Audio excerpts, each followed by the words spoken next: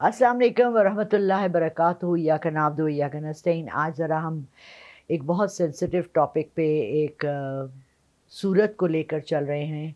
मैं बहुत कम चाहती हूँ कि मैं ऐसे टॉपिक्स उठाऊँ जिस पे कि कोई भी शख्स जो है तनकीद करे। वैसे तो हमारे ऊपर तनकीद करना लोग छोड़ते नहीं हैं। दुपट्टा नहीं पहना, इस पे तनकीद है। हाथों में अंगूठियाँ हैं, इस पे तनकीद है। मुँह पे 2 किलो मेकअप है, उस पे तनकीद है। मैं बुढ़ी हो गई हूँ, उस पे तनकीद है। मैं औरत हूँ, इस पे तनकीद है। मेरे होने पे तनकीद है और मेरे बोलने पे तनकीद है। बात ये है कि तनकीद के लिए तो बहुत कुछ है, लेकिन हमारा कहाँ-कहाँ तक फ़र्ज़ बनता है कि हम आपको गाइड करें, आपकी मदद करें और आपको रास्ता दिखाएँ। कुरान पाक सबको पढ़ने की अल्लाह तौफ़ीक अता करे। आज सुबह भी मैं एक सुन रही थी, अ, सैयद जाफ़री हैं या कोई और थे, वो उसामा तैयब के प्लेटफ़ॉर्म से बता रहे थे सूरह कहफ़ के बारे में, जो कि मैं पिछले 25-30 साल हो गए जब से मुझे पता लगा है कि सूरह कहफ़ जो है वो हुज़ूर पाक सल्लल्लाहु अलैहि वसल्लम की सुन्नत है कि आप हर जुम्मे उसको पढ़ें और सुनें। जब हम पढ़ें और सुनें कहते हैं किसी चीज़ के बारे में, तो हमारा ये मकसद होता है कि हम उसको समझें। अगर मैं आपको कहूँ कि जी neutrons and protons when they mix they make an atom bomb and they go in the sky and then they explode, तो इससे आपको कुछ भी फ़र्क नहीं पड़ेगा, क्योंकि ये मैंने आपको एक थ्योरी दी है जिससे आपकी ज़िंदगी पे कोई फ़र्क नहीं पड़ता। लेकिन जब आप सूरह कहफ़ को हर जुम्मे, मैं क्या करती थी, 2 जुम्मे अगर मैं अरबी पढ़ती थी, तो तीसरा जुम्मे में उसका सिर्फ़ तर्जुमा पढ़ती थी, या कोशिश, क्योंकि बहुत लंबी हो जाती है, आपके पास इतना टाइम भी नहीं होता। कोशिश यहाँ तक पढ़ी, ज़ाहिर-सी बात है 25 साल बहुत लंबा टाइम फ्रेम होता है। यहाँ तक पढ़ी कि जब आप उसकी लाइनें सुनते हैं, तो आपके दिमाग में उसका अ, मतलब आता रहता है। और उसमें 5-6 कहानियाँ हैं और बहुत खूबसूरत सूरत है। उम्मीद है कि आप लोग सब जुम्मे के दिन इसको अपना मामूल बना लेंगे और कोशिश करें कि इसको तर्जुमे के साथ पढ़ें और समझें। आज जिस सूरत की हम बात करने लगे हैं वो है सूरह रहमान। आई डोंट नो, मैंने अभी सुना इमाम इब्न कसीर ने कहा है कि ये अरूसे कुरान है, यानी दुल्हन है कुरान की। बहुत सी सूरतों के बारे में बहुत सी चीज़ें कही गई हैं। सूरह यासीन के बारे में, ये दिल कुरान का दिल है। और मुझे आजकल पिछले 6 महीने से कुछ अजीब सा हो रहा है। शायद आपके जब जाने का टाइम होता है, जब आपको पता होता है कि आपके रुखसत, हम सब ने, मौत तो बरहक है, हम सब ने जाना है, हम सब ने रुखसत होना है, तो हम अपनी ज़िंदगी में कुछ वो चीज़ें शामिल कर लेते हैं जो बहुत ज़्यादा आपके दिल को प्यारी लगती हैं, खूबसूरत लगती हैं, उसके अंदर समा जाती हैं। उनमें से है सूरह यासीन। में सुबह फ़जर की नमाज़ के बाद कोशिश करती हूँ सुनने की, तर्जुमे के साथ, और फिर सूरह रहमान तर्जुमे के साथ। रबिया अला रब्बिकुमा तुक़ज़्ज़िबान, और उन्होंने कहा था कि इसको खुला पढ़ते रहें, और मेरी सुबह सूरह रहमान सुनने की का दिल करता है, ख्वाहिश होती है, अंदर से निकलता है, लगाओ, लगाओ, लगाओ, लगाओ और सुनो। और आज मैंने एक बहुत खूबसूरत चीज़ उस पूरी सूरत के ऊपर सुनी जिसने कि मेरी आँखें खोल दी, और मुझे अब समझ आई कि मैं उसको बार-बार क्यों सुन रही थी। हाँ, इस सूरत में 31 दफ़ा एक ही जुमले को अल्लाह ताला ने बार-बार रिपीट किया है। फ़बिअय्यि आला रब्बिकुमा तुकज़्ज़िबान, फ़बिअय्यि आला रब्बिकुमा तुकज़्ज़िबान। याद रखिएगा, सोचिएगा, समझिएगा कि मेरा अल्लाह रब्बुल इज़्ज़त कोई चीज़ भी, कोई एक लफ्ज़ भी कुरान में बग़ैर किसी मकसद के नहीं है। जिसने भी ये वीडियो बनाई थी, जो मैं बहुत उससे इंस्पायर हुई हूँ, मैं उसी को रिपीट कर रही हूँ। मेरी कोशिश है कि मैं आप तक पहुँच जाऊँ। शायद आप तक वो वीडियो ना पहुँचे, मैं अपने स्टेटस पे भी लगा रही हूँ अगर आप देखना चाहते हैं तो।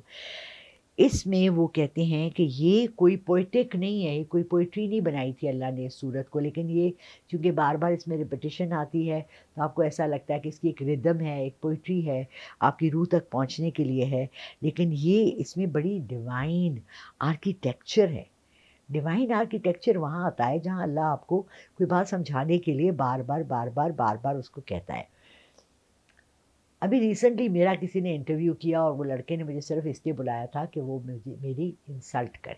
उसने कुछ मुझसे इस तरह के सवाल किए जो कि मुझे اس عمر میں یادداشت کا آپ کو پتہ ہے مسئلہ ہو ہی جاتا ہے. ابھی بھی جیسے میں اگر چاہوں تو میں چاروں کلمے شاید مجھے زبانی یاد نہ ہو، یا مجھے پروفیسر صاحب کا نام نہیں یاد آ رہا تھا. تو اس چیز کا مذاق اڑانے کے لیے آپ کسی کو تذلیل کرنے کے لیے نہ کریں. بہرحال سورہ رحمان پہ واپس آتے ہیں. یہ ایک ڈیوائن آرکیٹیکچر ہے جس میں اللہ تعالیٰ نے 31 ٹائمز 31 دفعہ اس لائن کو فَبِأَيِّ آلَاءِ رَبِّكُمَا تُكَذِّبَانِ، اگر میرے تلفظ میں کچھ اونچ نیچ ہو جاتی ہے تو مجھے معاف کر دیجیے گا، کو بار بار کہا ہے. یہ اس لیے ہے کہ یہ جو ہے 8 دفعہ جب شروع کے پہلے 8 لائنیں ہیں اس میں اللہ تعالیٰ کریشن کی بات کرتا ہے، انسان کی کریشن کی.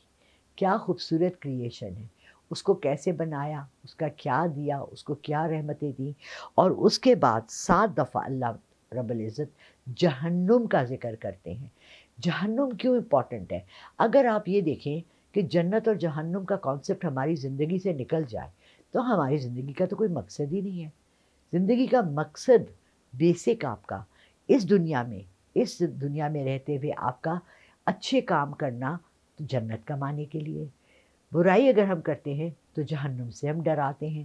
تو ہمیں جہنم سے دور رہنا ہے اور جنت کی طرف پہنچنے کی کوشش کرنی ہے. 7 دفعہ اللہ نے جہنم کی کریشن، یعنی وہاں اللہ اپنا عدل بتا رہے. کیونکہ ہمارے ملک میں اس وقت عدل اور انصاف کا فقدان ہے، اس لیے میں چاہتی ہوں کہ آپ لوگ ذرا سا سوچیں کہ اگر کوئی غلط کر رہا ہے اور اس کو عدل نہیں ملتا، کوئی اچھا کر رہا ہے اس کو اس کا اجر نہیں مل رہا، تو پھر تو زندگی کا کوئی فائدہ ہی نہیں ہوا. تو اللہ نے ہمیں یقین دلایا ہے کہ تمہارے ہر غلط کام کا تمہیں وہاں پر پورے عدل سے اس کا پنشمنٹ دی جائے گی. اسی طرح اگلے اس میں 8 دفعہ اللہ تعالیٰ نے جنتوں کا ذکر کیا ہے. پہلی جنت جس کو کہا گیا ہے جنت اولا، یعنی کہ خوف والوں کی جنت، ان لوگوں کی جنت جو اللہ کے خوف سے اس دنیا میں اچھے کام کرتے تھے. خوف ہی ہے نا اللہ کا، اور جو برائیاں کر رہے ہیں ان کے دل میں اللہ کا خوف نہیں ہے، اس لیے اللہ نے اس جنت کا نام جنت الاولا رکھا ہے. اگلی جنت جو ہے وہ جنت ادنا ہے. ادنا اردو والا ادنا نہیں ہے، یہ عربی کا لفظ ہے. اس کا مطلب ہے امید والوں کی. یعنی جب بھی ہم کوئی اچھا کام کرتے ہیں، جب بھی ہم کوئی نیکی کا کام کرتے ہیں، جب بھی ہم کسی کے ساتھ بھلائی کرتے ہیں، تو ہمیں ایک امید ہوتی ہے کہ اللہ رب العزت ہمیں اس کا بہت اچھا اجر دیں گے. رائٹ؟ ساری زندگی ہماری اس چیز کے اوپر بیس کرتی ہے. ہمارا ہر فعل، ہماری ہر عمل نیت تو ہے، اور نیت میں کیا ہے؟ یا اللہ کا خوف ہے یا بہتری کی امید ہے. یہ دونوں چیزوں کے اوپر ہماری ساری زندگی گزر جاتی ہے. اور اللہ اس صورت میں ہمیں بار بار یقین دلاتا ہے کہ I am looking at you, میرے نظر میں آپ ہو، مجھے پتہ ہے آپ کیا کر رہے ہو، مجھے یہ بھی پتہ ہے کہ آپ نے یہ کام کیوں کیا، کس لیے کیا. کوشش کریں کہ آپ یہ سوچیں جب بھی آپ کوئی صورت سنیں، ایک صورت سنیں. میں جب انگلش سکھاتی ہوں نا لوگوں کو، لینگویج سکھاتی ہوں، تو میں ان کو ایک گانا دیتی ہوں جس میں لیرکس ایزی ہوتے ہیں، اور انہیں کہتی ہوں اس کو بار بار سنو، بار بار سنو، بار بار سنو، تاکہ آپ جو ہے اس کے ورڈز کو سمجھو کس جگہ یوز ہوئے ہیں، کیسے ہیں. اللہ رب العزت نے سورہ رحمان میں آپ کو بار بار بار بار بار بار یہ بات کی ہے. یہ جو ہم پڑھتے ہیں نا فَبِأَيِّ آلَاءِ رَبِّكُمَا تُكَذِّبَانِ، سے ایک لفظ کا ایکسپلینیشن ہے، اور اس میں اللہ یہ کہتا ہے کہ تم ڈینائی کر رہے ہو. کس چیز کو؟ کیسے کرو گے؟ فار ایگزامپل، تم اگر اپنی آنکھ کو ڈینائی کرو گے تو اندھیرے اور روشنی کا کیا فرق پتہ لگے گا. یہ اس سے پوچھیں جس کی آنکھ نہیں ہے. اگر ہم سانس کو ڈینائی کرتے ہیں تو ہوا کیا ہے، اور اگر ہم دماغ کو ڈینائی کرتے ہیں تو سوچ کیا ہے. اور ہم کیسے ڈینائی کر سکتے ہیں تمام چیزوں کو، ان تمام رحمتوں کو جس میں اللہ نے ذکر کیا، مرجان کا، پھولوں کا، زمین کا، آسمان کا، نعمتوں کا، رحمتوں کا. تو اللہ رب العزت اس صورت میں آپ کو صرف ایک پوائنٹ پہ لانا چاہ رہے ہیں کہ اگر آپ ڈینائی نہیں کر سکتے اور سچ کے دل سے مان لیں کہ آخرت میں اللہ از دا الٹیمیٹ جج، تو آپ کا ہر ایکشن اس چیز کو ریفلیکٹ کرنا چاہیے کہ یا تو میں اللہ سے ڈرتا ہوں اور مجھے اللہ کے انصاف سے ڈر لگتا ہے، بیکاز وہ بہت عدل اور انصاف کرنے والا میرا رب ہے، پھر وہ رحمان اور رحیم بھی ہے۔ تو کوشش کریں کہ ہر ایک کے ساتھ اچھی طرح پیش آئے، اچھی طرح ان کے ساتھ اپنی ڈیلنگز رکھیں، تاکہ اللہ رب العزت اینڈ میں آپ کے ساتھ بھی رحمتیں رکھیں۔ بہت شکریہ۔